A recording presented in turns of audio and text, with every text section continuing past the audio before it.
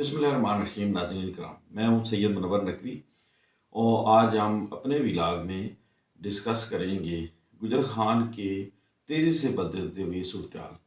एक तरफ इलेक्शन की गहमा गहमी है और दूसरी तरफ अभी भी चंद पार्टियों में टिकटों की जंग शिद्दत इख्तियार कर गई है। मेरे साथ मौजूद हैं सीनियर साफ़ी अहमद नवाज खोकर। अहमद साहब, ये जो पीटीआई की टिकटों में एक दफ़ा फिर तब्दीली आई है, इस पे ज़रा रोशनी डालें ना। जी मुनव्वर नकवी साहब, बहुत शुक्रिया। आज हम सिर्फ पीटीआई की मकामी सियासत पे बात करेंगे। पीटीआई ने यहाँ पे अलका NA-52 गुजर खान का टिकट तब्दील कर दिया है। टिकट तब्दील होना तो खैर कोई बात नहीं है, पार्टियाँ करती रहती हैं। मुस्लिम लीग नून ने भी तकरीबन 9 सीटों पे तब्दील किया है, PPP ने भी किया है, पीटीआई ने किया। लेकिन पीटीआई का बड़ा अजीब सा काम किया उन्होंने।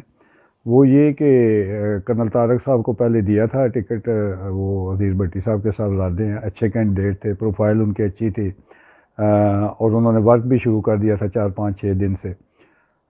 मुश्किल हालात में उन्होंने काम का आगाज़ किया। लेकिन आज ही गुज़श्ता शब जो लेटेस्ट उनकी आई है लिस्ट पीटीआई की, उसमें उसका टिकट उनका तब्दील कर दिया गया है।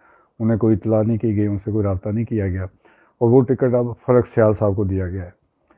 फ़रक सयाल साहब एक अच्छे सियासी कारकुन हैं। वो सियासी आदमी हैं, इलेक्शन भी लड़ चुके हैं छोटी सतह के, और पहली दफ़ा बहुत बड़ा इलेक्शन लड़ रहे हैं। ज़ाहिर है जो गैप आया है पीटीआई के उम्मीदवारों में, उसकी वजह से इसकी उनको मौका मिल गया है। वैसे तो तारक यानी साहब हैं, साबिक़ MP है, बड़ी कद्दावर सियासी शख्सियत हैं। उन्हें पीटीआई की तरफ से कहा गया, मुकामी कारकुन इस बात पे बड़े वो थे कि अगर उनको मिल गया तो वो अच्छा कंटेस्ट करेंगे। लेकिन बहरहाल वो समझते हैं कि मुझे इलेक्शन की सियासत में नहीं आना। वैसे तो पीटीआई के साथ बड़े सरगर्म हैं, बड़े लायल हैं, और बड़ी तमाम जो लोग हैं उनकी अच्छे तरीके से वो सुपरवाइज़ कर रहे हैं सबको। लेकिन अब ये जो टिकट तब्दील हुआ है वह ये कि ये तब्दील सिर्फ ये नहीं हुआ कि कर्नल तारक साहब से टिकट लिया गया, बल्कि कर्नल तारक साहब को अलका PP9 गुजर खान का टिकट जारी किया गया। लेकिन क्या कहिए हाई कमान का कि उनकी हदायत पर ही इन्होंने वो कागजात वापस ले लिए थे अलका PP9 के, और उसके बाद उनको टिकट जारी किया गया। इसका मतलब है उनकी लाइलमी है। लेकिन बहरहाल अब टिकट तब्दील हो गया है। वैसे थोड़ी सी पाई जाती है मकामी पीटीआई के मकामी लोगों में इस बारे में कुछ मतलब वो कोई राय देने से कासर हैं। कुछ लोग इसको अच्छा नहीं समझ रहे। वो समझ रहे हैं कि पहले जो फ़ैसला हुआ था उसे होना चाहिए, और कुछ लोग इसे बेहतर करार दे रहे हैं। लेकिन फ़ैसला आने वाला वक्त ही करेगा कि इसके क्या नतीजे निकलते हैं। लेकिन बहरहाल पीटीआई पे इसके मनफी असरात ज़रूर मरतब होंगे। जैसा कि पहले मैंने अर्ज़ किया था कि अलका PP9 से अब कर्नल तारक साहब को जो टिकट दिया गया है वो तो गैर ज़रूरी है।